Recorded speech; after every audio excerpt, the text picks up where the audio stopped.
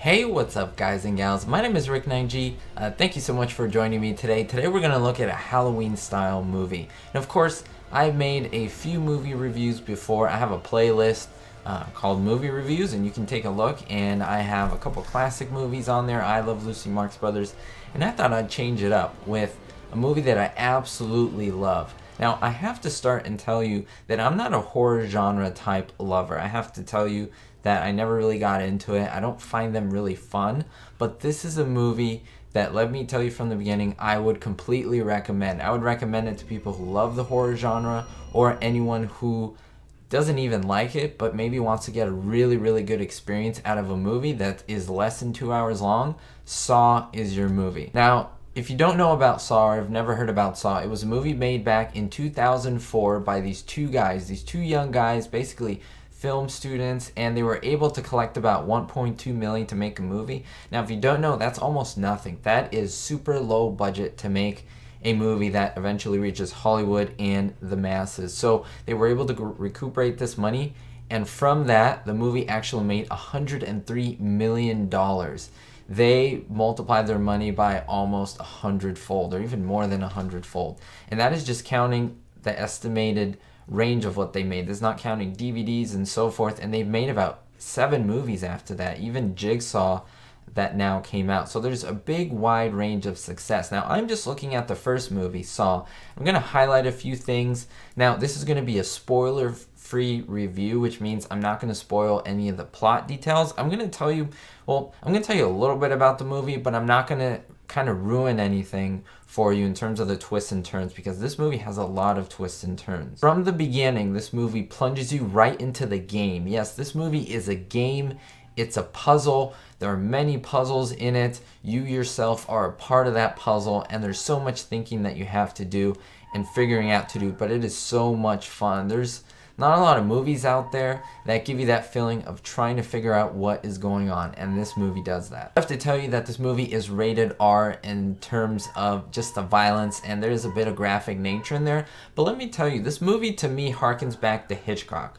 What I mean by that is Hitchcock used a very unique style of being violent without showing all the violence. Although there was violence that was implied, there was like shadows of violence, there were screams, things like that, but you wouldn't see guts pouring out of people, let's just say. But for this movie, although there is some of that, it's very light compared to what they could have done. Now, the real world application is that, well, for the budget, it was really difficult to make some of those prosthetics. So they really went light on that. However, story-wise, it does a great job to let you imagine a lot of what is going on, which I think is rare in movies in today and age, which is why I really recommend this movie. Now, they have great actors that they were able to get. Danny Glover, of course, from the Lethal Weapon series. Cary Elwes as well, and he was in Robin Hood, Man of Tights, as well as Liar Liar. He played a lot of great roles, and he is fantastic in this movie. Something that you will get from this movie, if you want a psychological type thriller, something that not only messes with the characters psychologically, but with you yourself, this is something that you should watch. I have watched this movie before. I watched it right before I made this review. I have seen a review about a week ago that someone made, and it did bring up some cool things that I will touch up on, but I try to kind of stay away from the mass reviews so that it kind of doesn't influence my thoughts on this. This is my opinion strictly. One of the things that I didn't notice myself, but I did read about, which was very, very, very cool, there are 2 main characters in a room. That's how the story starts out. And one of the main characters, he's always jittery. He's kind of the juvenile of the 2. And if you notice, really look through it, I think you'll appreciate the cinematography. They use a handheld cam, and it's very shaky. And so all the shots on him are very shaky. Then when you turn to the other character, who's a little bit more mature, more sophisticated, more level-headed, it's very much static. There's no shaking of the camera, and that goes along with the characters. I think that was great. It was a small touch. So you know that these 2 filmmakers were very smart in what they're doing. They weren't just doing this on accident. They really thought this movie through. There's even a little shot of humor in the beginning, which kind of takes you off guard, but it pulls you into the movie, and that's one of the things that I love.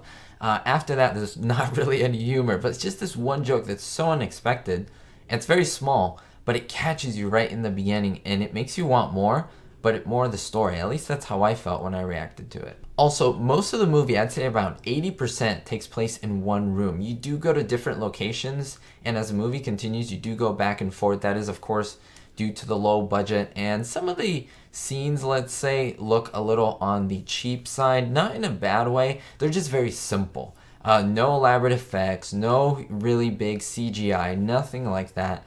Very practical, very simple, but I think the strength of this movie is the story, the twist, and the turns. As you move on through the movie, it's a constant revelation, a constant unveiling. You find this out, and then you want to find more out, and then it leads to more questions, and then you find more out. Basically, 99% of the questions are answered. There's one or two things. Basically, I'll just say it like this in a very coded way. So if you watch the movie, you know what I'm talking about. How does the tricycle thing work? You don't really know. Other than that, that's basically it. That's really, if you know what I'm talking about, you've seen the movie. You have no idea you haven't seen the movie, so I really haven't spoiled much for you. Now, I think the main premise of this movie, how far are you willing to go for something? How far are you willing to go to make up for something that you did that may not have been the smartest thing? The movie tests this, and hopefully it kind of makes you think like that, because I think that's what the filmmakers want you to do. They want you to think about this yourself. In other words, how can you turn your weaknesses into your strengths? That's something that's very prevalent in the story. Now, there's a very interesting quote that I guess let's just say the main villain says. He says, "Live or die, make your choice." And it's funny because there's a biblical verse that is very similar to that I would say is a play on that. It says, "I set before you life or death, a blessing or a curse." Basically, it's your choice, and it's the same here. And I don't know, let's just say there's no biblical motif going throughout the movie, but I think it is just hinting at it, which is very interesting. It's not a clear connection, but the connection may be there. It's something that may be worth exploring in the future. Concept of suffering leading to a positive change, that is in there. However, that is kind of turned around in the movie as it goes along. It is so great. I know I'm maybe so cryptic, but it's one of those things where I can't reveal so much. In terms of pacing, it's really interesting. You get you just get shot into the movie, and the pacing is really quick. Then it slows down a bit, lets you catch your breath, a little bit of humor. It starts to slowly speed up. Then you get a little bit of backstory, which is interesting, and then it puts you right into. So you're kind of going back and forth. There were a few times where I kind of wanted the story to progress with the backstory because they were explaining some to you. I could have wished that they could have fast forward through that and just get back into the room. You know, a lot of these movies today's have jump scares where they just jump at you and they scare you and they put that whoop sound in there. Now this movie has those, but they have it in very interesting times. They don't try to trick you into it. It's most like information is revealed and then that's a jump scare. And that's really interesting. Instead of like something popping out the screen, it's more like the information and a revelation, and then they play the music, and that kind of jolts you in a very guttural way, and I think that was very effectively done in the movie. Psychologically, it is horrific, but you want more. It is kind of sadistic, but in a good way. How can I explain it? It's a movie, it's entertainment, and it psychologically messes with you in, I think, a great way, because you're like, oh my goodness, I can't believe what's happening. It's a really, really good ride and a really good roller coaster that you're on. Now, in terms of the budget, let me just go with some of the minor issues. There's a few minor issues, a few bloopers, a few things that are here and there, but honestly, I think you start noticing those if you watch the movie multiple times, because if you watch it the first time, you're going to be focused on the story, and I think a lot of those things would just go right under the bus. There's things like a fog in a warehouse that doesn't really make sense, or there are things like when Danny Glover runs out of bullets. He's a police officer. That doesn't really spoil much, to be honest with you. And he runs out of bullets, and he goes, what?